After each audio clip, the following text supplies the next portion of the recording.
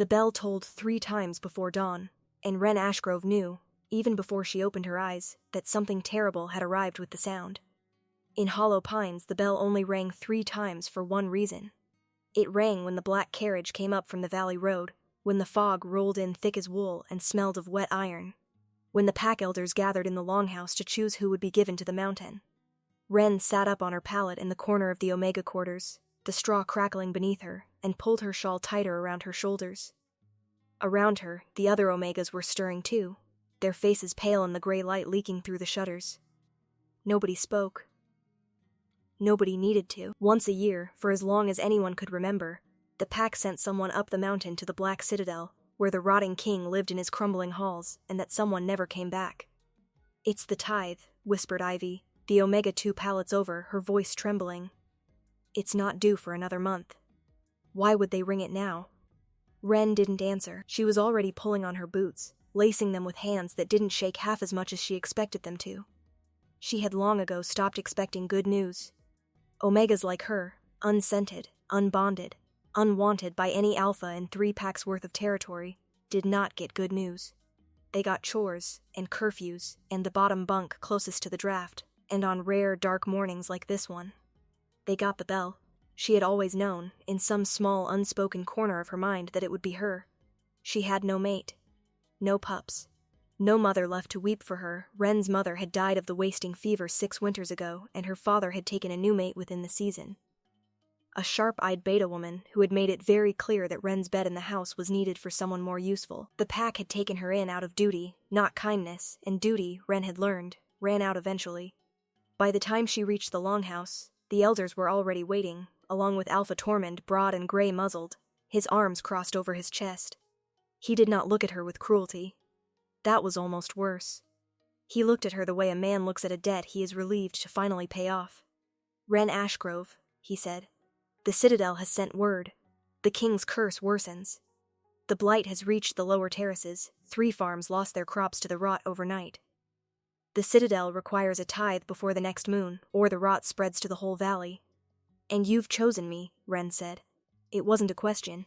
"You have no mate bond to break," Tormund said, as if this were a kindness, as if this were a gift he was giving her instead of taking everything else away.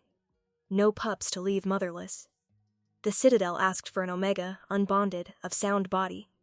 You fit every requirement, child, sound body," as if she were livestock being inspected for the slaughterhouse. Wren felt something cold settle into her chest, but beneath the cold there was something else too. Something she didn't examine too closely, because if she did, she was afraid it might look like relief. At least, after tomorrow, she would not have to wonder anymore what waited for her. At least the waiting would be over. "When do I leave?" she asked. "Tonight," Tormund said. "The carriage is already at the gate." They did not give her time to say goodbye to anyone, because there was no one to say goodbye to. The pack provided her with a traveling cloak, gray, plain, the kind given to servants, and a small satchel with bread, a waterskin, and a single silver coin, which Wren suspected was less a gift and more a way for the pack to feel they had discharged their obligations to her honorably. The carriage that waited at the gate was black as a starless sky, drawn by 4 horses so pale they seemed to glow in the dusk, their eyes a flat, milky white. The driver wore a hood that obscured his face entirely, and when Wren climbed inside, the door shut behind her with a soft, final click, like a coffin lid settling into place. The journey up the mountain took the better part of 2 days. Wren watched the world change through the small carriage window. The green hills of Hollow Pines gave way to gray stone, then to twisted black trees with branches like grasping fingers, then to nothing at all, just fog and silence and the click of hooves on a road that seemed to wind endlessly upward. On the second night, she saw the Citadel for the first time. It rose out of the mountainside like something that had grown there rather than been built.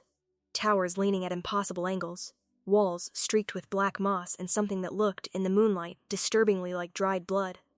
Half the windows were dark, shuttered, or simply gone, gaping holes in the stone like missing teeth. And over everything hung a smell, faint but unmistakable even through the carriage walls. The smell of rot. Sweet and thick and wrong.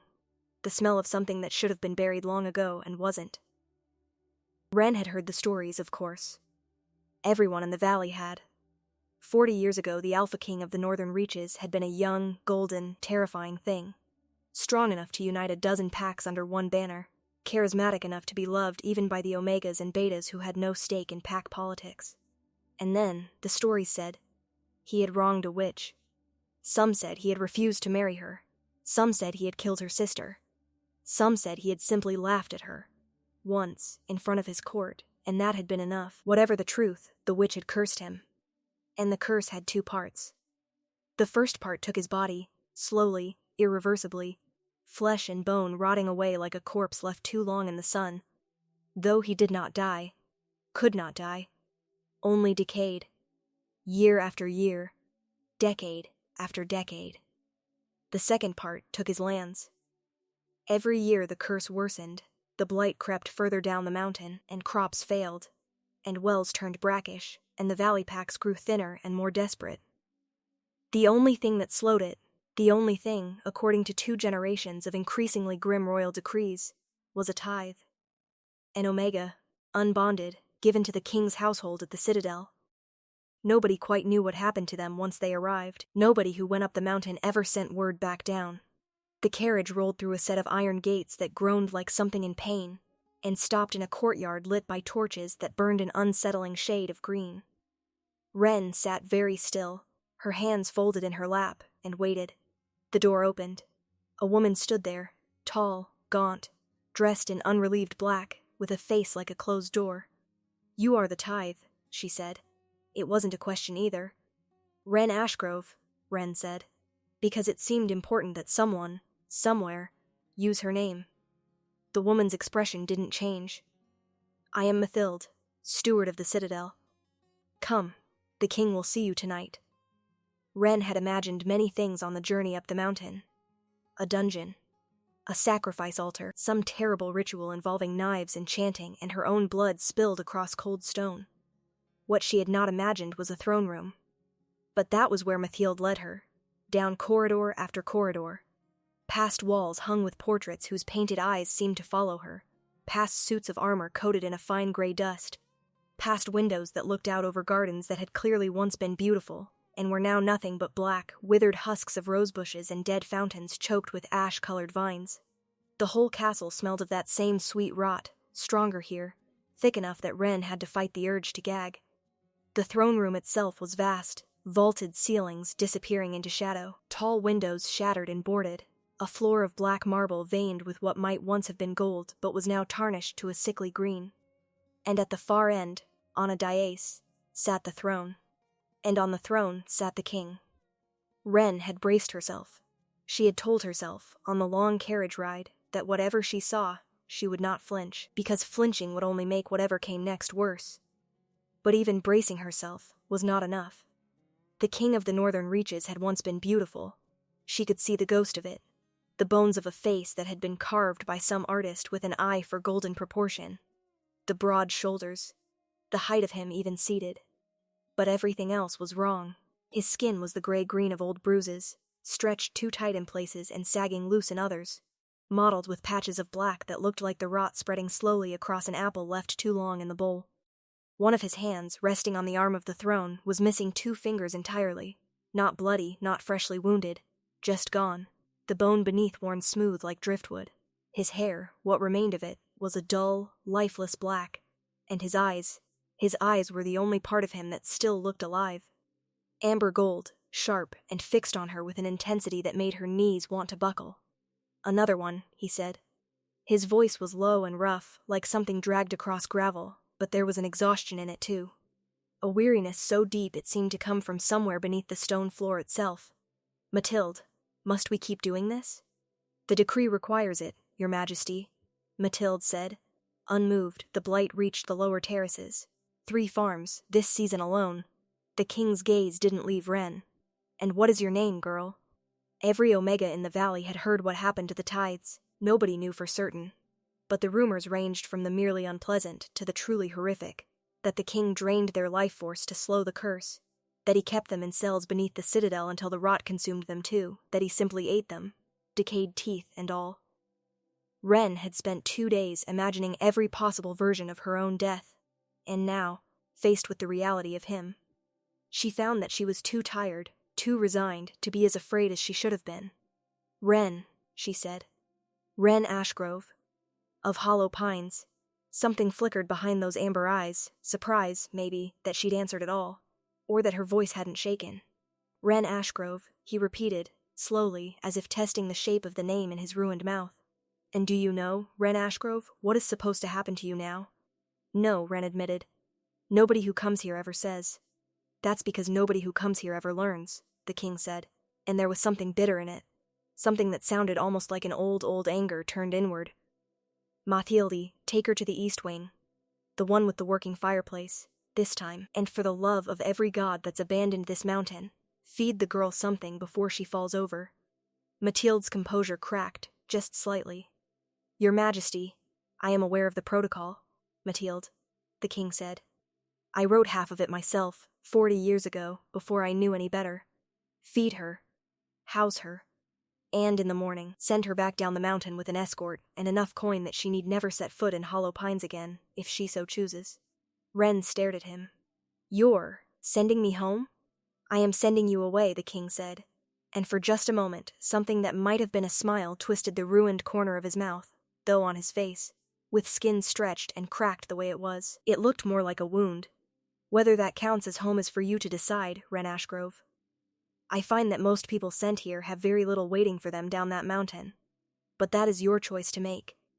Not mine, and not the council's, and certainly not your pack's. But the curse, Wren said, before she could stop herself. The tithe, it's supposed to slow the blight. If you send me away. The tithe, the king said, and his voice was suddenly very flat, very tired, has never slowed anything. That was a lie my council told the Valley Packs 40 years ago, in the early days, when I was too sick with the first wave of the rot to stop them, and too desperate for anything that might help to question it very hard.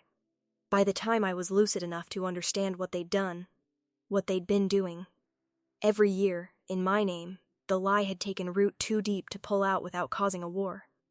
So instead, I have spent the last 30-some years quietly making sure that every tithe sent up this mountain leaves it again, alive, with coin in her pocket, and never has to know that the only thing she was sacrificed to was a story. The throne room was silent. Wren felt something hot prickle behind her eyes, and she blinked hard, furious at herself for it. She had not cried when she'd been told she was being sent to her death. She would not cry now, just because she wasn't. Then the curse, she said carefully, isn't broken by anything we do. It's just permanent. The curse, the king said, is broken by nothing. The witch who laid it told me, the very night she did it, exactly what would lift it, and then she laughed, because she knew it would never happen. And she was right. And she has been dead for 30 years, and still she is right. He looked away from Wren for the first time, toward the shattered windows and the dead gardens beyond. It does not matter. Go and eat, Wren Ashgrove. Mathilde will see you settled. Wren did not sleep that first night. The east wing room Mathilde brought her to was, against all expectation, beautiful, or it had been once. A great 4-poster bed with curtains of faded blue velvet. A writing desk inlaid with mother of pearl gone dull with age, tall windows that, unlike most of the castles, were still whole, looking out over the black mountains under a sky thick with stars. A fire crackled in the hearth, and on a small table beside the bed sat a tray of food, bread, cheese, a thick stew that smelled, astonishingly, good. Not of rot at all. Wren ate every bite of it, because she was hungry and because some traitorous part of her brain whispered that she might never get another hot meal again, and then she sat by the fire and did not sleep, because her mind would not stop turning over what the king had said. The curse is broken by nothing. She told me, the very night she did it, exactly what would lift it. It does not matter. But it did matter, to Wren anyway, in a way she couldn't quite explain. She had spent her whole life being told, in 1,000 small ways, that she did not matter, that her presence or absence in the world made no real difference to anyone. And here was a man, a king, however ruined, who had spent 30 years quietly, secretly, undoing a lie at personal cost, just so that girls he would never see again could walk away from this mountain with their lives. That was not the act of someone who had given up. That was the act of someone who had simply stopped expecting things to get better, while still, somehow, refusing to make them worse. Wren thought about her father's new mate, who had wanted her bed for someone more useful. She thought about Alpha Tormund, calling her sound of body like she was a horse being sold at market. She thought about 30 years of Omegas like her, sent up this mountain to die, who had instead walked back down with coin in their pockets and a story they could never tell. Because the truth, that the great sacrifice asked of them had been a lie, that the king they'd been told to fear had quietly saved them instead, was apparently too dangerous to speak aloud. Near dawn, unable to bear the silence of her own thoughts any longer, Ren got up, wrapped herself in the room's spare blanket against the chill, and went looking for the throne room. She got lost twice. The citadel was a maze of corridors that doubled back on themselves, lit by torches burning low, the green flames casting long shadows across portraits of people who had clearly once been beautiful, and were now simply gone, faded. As if even the paint itself had begun to decay along with everything else. But eventually she found her way back to the great hall, and there, to her surprise, was the king, not on his throne, but standing at one of the shattered windows, looking out at the dead gardens in the gray pre-dawn light. He heard her before he saw her. Of course he did, she thought.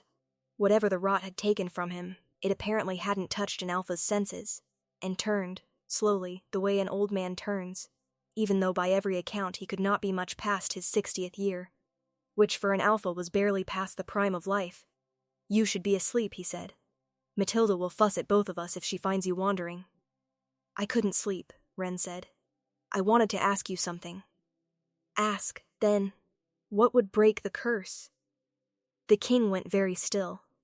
For a long moment the only sound in the throne room was the wind, hissing through the broken windows, and the faint, distant drip of water somewhere in the depths of the castle.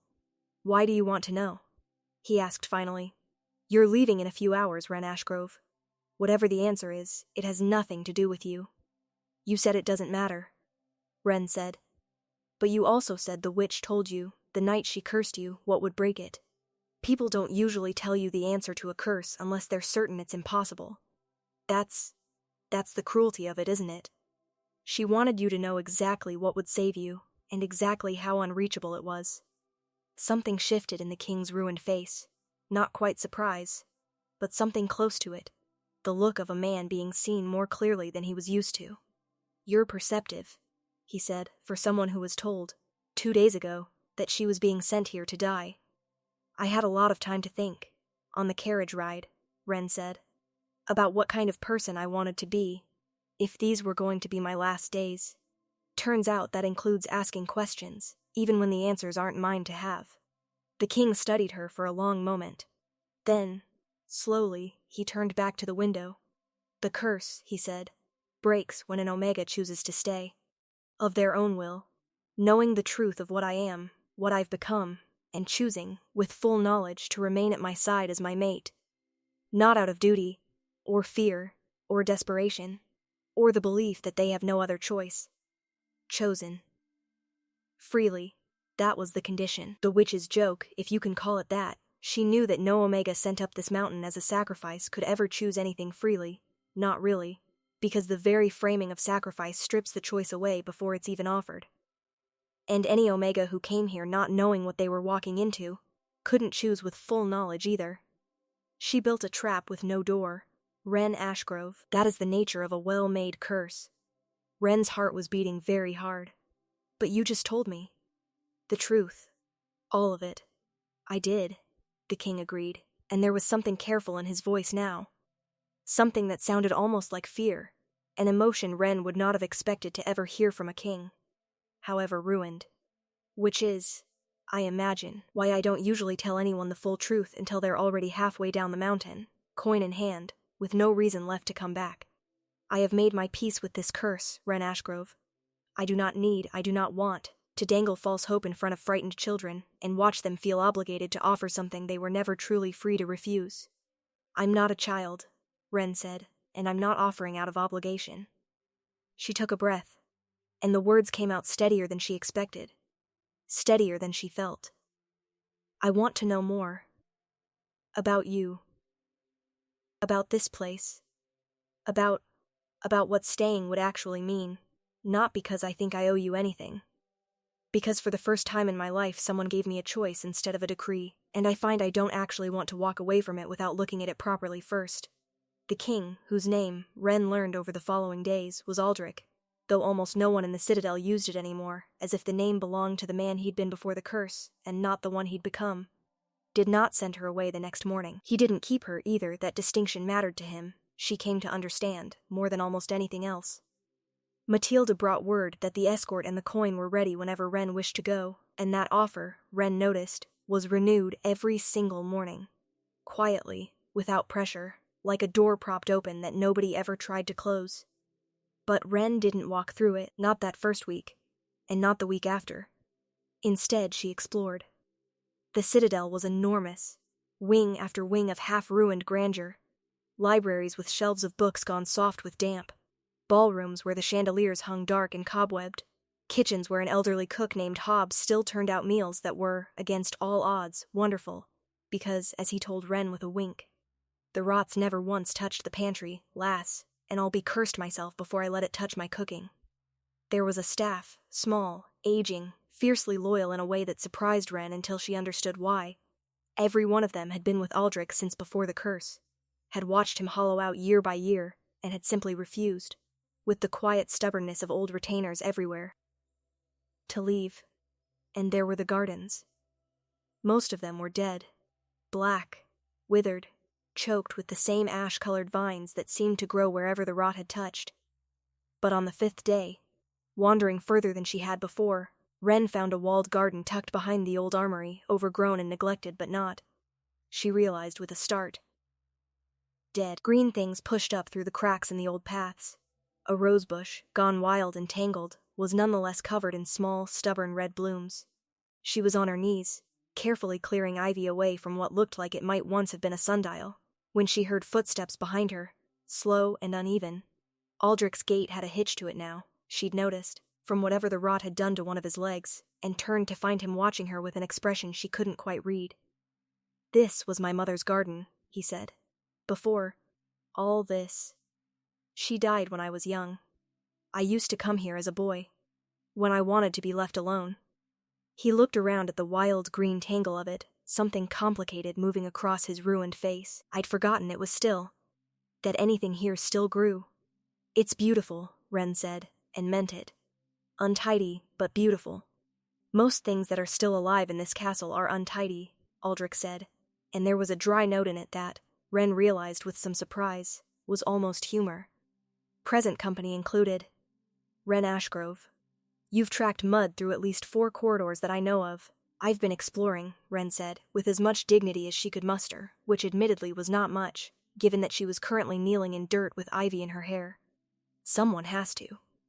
This place is enormous, and half of it looks like nobody's set foot in it for 30 years. Most of it, nobody has," Aldrich admitted. He lowered himself, slowly, carefully, onto a stone bench nearby. And Wren noticed, not for the first time, the small economies of movement that had become part of how he existed, the way he favored his good hand, the way he never quite stood at his full height anymore, as if some old habit of making himself smaller, less noticeable, had crept in over the decades. It's easier, somehow, to let a place decay quietly than to watch it happen room by room. I stopped going into the West Wing entirely 15 years ago. I couldn't bear to see it get worse a little at a time. Better, I told myself, to simply not look. "That sounds lonely," Wren said quietly. "It is," Aldrich said, with the simple, unguarded honesty of someone who had stopped pretending otherwise a long time ago. "It has been, for a very long time. I made my peace with that too, mostly, or I thought I had." He looked at her then, really looked, in a way that made Wren's breath catch slightly. "And then a girl from Hollow Pines spent her first night here not sleeping, and her second day asking questions nobody's asked me in 30 years. And her 5th day finding the one corner of this whole miserable mountain that I'd forgotten still had any green left in it. I find my peace, rather more disturbed than I expected. Wren Ashgrove." Wren felt heat climb into her cheeks, and busied herself with the ivy again, mostly so she wouldn't have to look at him while she answered. "I'm not trying to disturb your peace." "I know," Aldrich said. "That's rather the trouble with it." It was Matilda who told Wren, eventually, about the council, and about why, in 30 years, no tithe had ever stayed long enough to learn the truth Aldrich had told Wren on her first night. "It's not that he's never told anyone," Matilda said, one evening, as she helped Wren mend a tear in her cloak by the fire. A small kindness that had become a quiet ritual between them, these evening hours by the hearth. There were others, over the years. 3, that I know of. Omegas who lingered, who asked questions, who he came, eventually, to trust enough to tell the truth to. What happened to them? Matilda's needle paused. The council happened to them, she said. Lord Reyes, he leads what remains of the king's council, what's left of the old nobility that didn't flee the mountain when the curse took hold. He is not a kind man, Ren. And he has done very well, these 30 years, as the power behind a king too consumed by his own decay to govern closely. A king healed of his curse is a king who governs again. Reyes has no interest in that outcome. She set down the mending, her gaunt face grim in the firelight. The first Omega who came close to choosing to stay, Reyes had quietly escorted from the citadel in the night. With a tale told to her about how the king had changed his mind, didn't want her after all. The second, he frightened with stories of what the council would do to her family in the valley if she didn't leave quietly. The third, Matilda's jaw tightened. The third didn't frighten easily. She stayed 2 months. Reyes had her removed, permanently, and told the king she'd simply chosen to leave one night without farewell. It very nearly broke what was left of him, that one. He stopped telling anyone the truth, after her. Stopped letting himself hope at all. Until you. Ren sat with that for a long moment, the fire crackling, the weight of it settling slow and cold into her stomach. Does Aldrich know? About what Reyes did? He suspects, Matilda said. He has suspected, I think for years. But suspicion and proof are different things, and Reyes is careful, and the king. She hesitated. The king has spent 30 years being told, by Reyes and men like him, that he is a monster, that no one could ever truly choose him, that the kindest thing he can do for any Omega sent here is to send her away before she has time to pity him into staying. He has come to believe it so thoroughly that even now, even with you, some part of him is waiting for you to leave, braced for it. I think, if I am honest, he would almost find it a relief. Confirmation of something he's told himself was always true. That's not fair, Ren said, sharper than she meant to. None of that is fair. To either of you. No, Mathilde agreed quietly. It isn't. But fairness, child, has had very little to do with anything on this mountain for 30 years. The question now is only what you intend to do about it, if anything at all. No one here will think less of you, whatever you choose. I want you to know that truly, the morning offer stands, every morning, for as long as you wish it to. Ren looked into the fire for a long time. She thought about Hollow Pines, about the cold draft by her pallet, about Tormund's flat, dutiful voice calling her sound of body, about a life that had never, not once, asked what she wanted. And she thought about the wild garden behind the armory, green and stubborn and alive against every expectation, and about a king who had spent 30 years quietly saving strangers while believing himself unsavable, and about the particular, careful way Aldrich had looked at her today, like a man watching something he wanted very badly and had trained himself, for his own protection, never to want at all. I'm not leaving tomorrow, she said finally, or the day after. I want to stay, Mathilde, properly stay, not just linger. But if I tell him that now, with everything you've just told me about Reyes, I think he'd be afraid for me. I think he might try to send me away himself, to protect me, before Reyes ever gets the chance. Likely, Mathilde agreed. Then I need to know more about Reyes, Ren said, and felt something steady and certain settle into place inside her. The first time in her life she could remember feeling like the decider in her own story rather than the decided for. Before I tell Aldrich anything, I want to understand exactly what we're dealing with, so that when I choose to stay, it's a choice that can actually hold. It took another 2 weeks for Ren to understand the shape of Lord Reyes's power. 2 weeks of careful, quiet observation, of conversations with the old staff who remembered more than they were usually asked about, of long afternoons in the half-ruined library reading old council records that nobody had thought to hide, because nobody had imagined an Omega Tithe would ever think to look. What she found was this. Reyes controlled the Citadel's treasury and had for 30 years been quietly diverting funds meant for the Valley Pacts, funds that were supposed to help the blighted farms recover, into his own coffers and those of the handful of lesser lords loyal to him.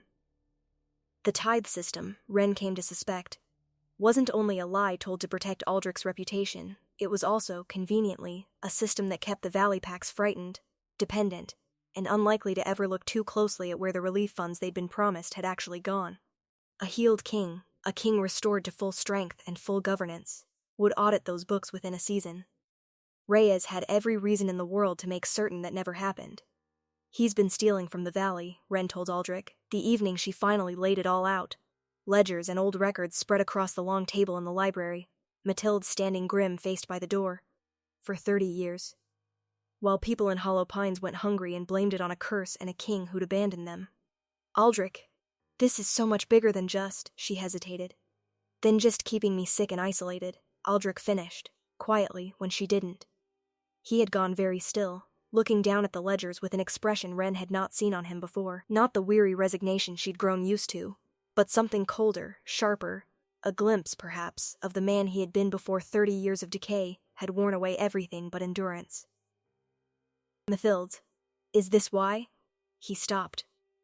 Yes, Your Majesty, Mathilde said, very quietly.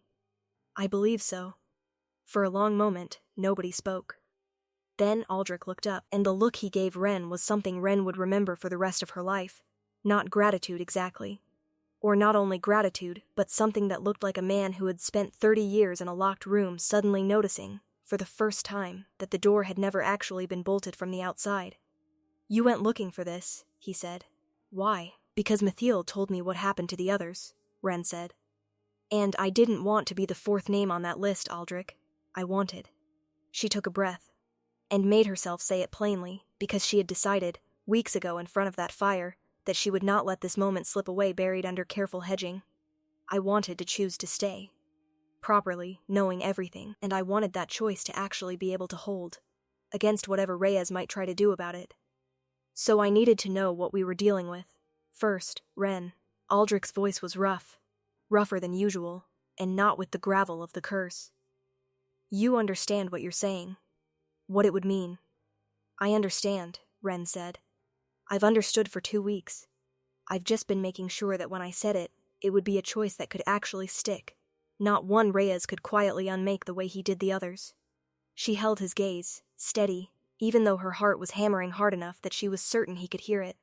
Aldrich, I choose to stay. Not out of duty, not because I think you owe me, not because I have nowhere else to go. Though, for the record, I genuinely don't think I do. And I'm at peace with that. I choose it because in 5 weeks on this mountain, you have been more honest with me, more careful of my choices, more seen by me than anyone in my entire life ever managed to be in 20 years. I want to stay, as your mate. Freely, I'm choosing it. The library was utterly silent. Even the fire seemed to hold its breath. And then, slowly, gradually, like dawn breaking after the longest night, something began to happen to Aldrich's hands. It started at his fingertips. The 2 missing fingers on his left hand, the ones worn smooth as driftwood. The ones that had been gone, simply gone, for over a decade. Ren watched, breath caught in her throat, as something like new growth crept across the old wound. Not bone regrowing, not exactly, but light. A soft golden shimmer that spread slowly up through his hand, his wrist, his arm, chasing the gray-green mottling of the rot before it like dawn chasing away fog. Aldrich made a sound, small, wrecked, disbelieving, and pressed his restored hand flat against the table, staring at it as if he'd never seen a hand before in his life. Aldrich, Mathilde breathed, and for the first time in 5 weeks, Ren heard the old steward's iron composure crack entirely, her voice thick with tears. Your hand. The golden light didn't stop there. It spread, slowly, over the following minutes, up through his shoulder, across his chest, up the side of his face that had been worst affected, smoothing the cracked gray-green skin back into something that looked, astonishingly, like the face of a man in his prime, lined, yes, marked by 30 years of suffering in ways that would never fully fade, but whole. Alive, his hair darkened from dull, lifeless black to a rich, warm brown threaded with silver at the temples. The hitch in his leg, Ren saw him test it, standing slowly, disbelievingly, was gone. It's true, Aldrich said, and his voice, had changed too. The gravel gone, replaced by something deep and resonant that Ren suspected was closer to how he'd sounded 30 years ago, before all of this began. He looked at his restored hands, then at Ren, and his eyes, still that same amber gold, the one part of him the rot had never touched, were bright with something that looked very much like disbelief. and hope. And something else Wren recognized because she felt it too. Warm and overwhelming, blooming in her chest like the wild roses in his mother's garden.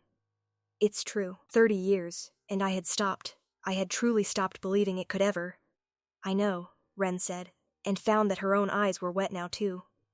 I know you had. That's rather the point, isn't it? You weren't supposed to believe it could happen. That was the whole cruelty of the curse. She managed a wobbly smile. Good thing I never got the memo about what I was supposed to believe. Nobody in Hollow Pines ever thought I listened well enough for instructions to stick. Aldrich crossed the library in 3 strides, strides that no longer had any hitch in them at all, and stopped in front of her, close enough that Wren had to tilt her head back to look up at him. This restored, golden, whole man who, impossibly, was looking at her like she was the most extraordinary thing he had ever seen. Wren Ashgrove, he said, very softly. 30 years ago, a witch told me that the only thing that could ever break this curse was something she was certain could never happen.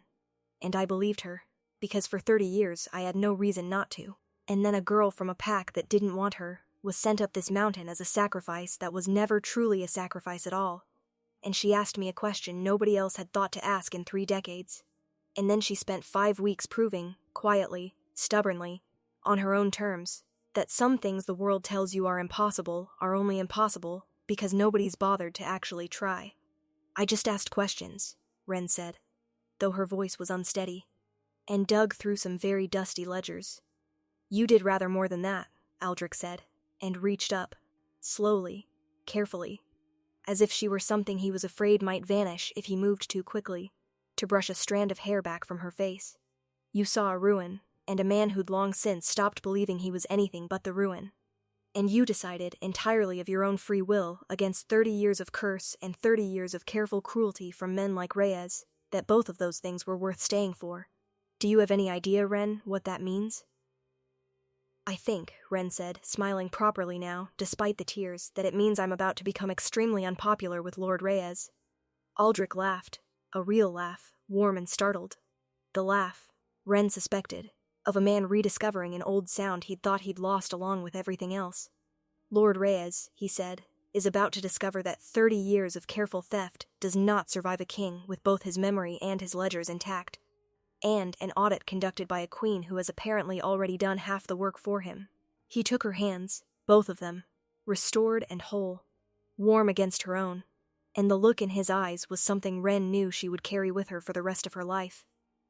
A queen, Wren, that is what you are, as of this moment, what you have chosen to be, freely, with full knowledge of every terrible and wonderful thing that comes with it.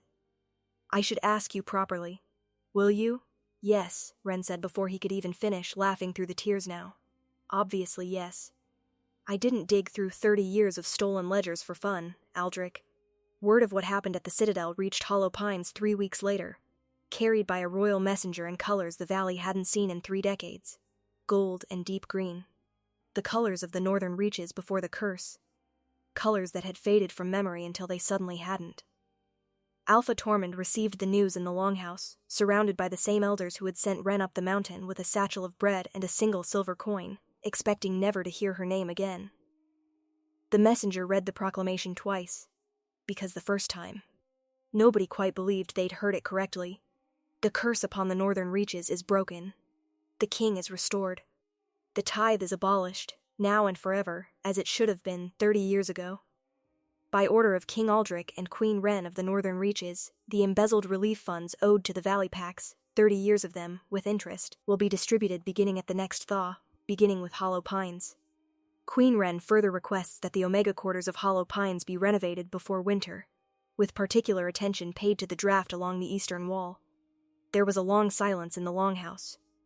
The eastern wall, Tormund repeated faintly, is where Wren Ashgrove's pallet was, yes, said one of the elders, an old beta woman who had, in fact, always rather liked Wren, in the quiet way of someone who'd never had the standing to say so out loud.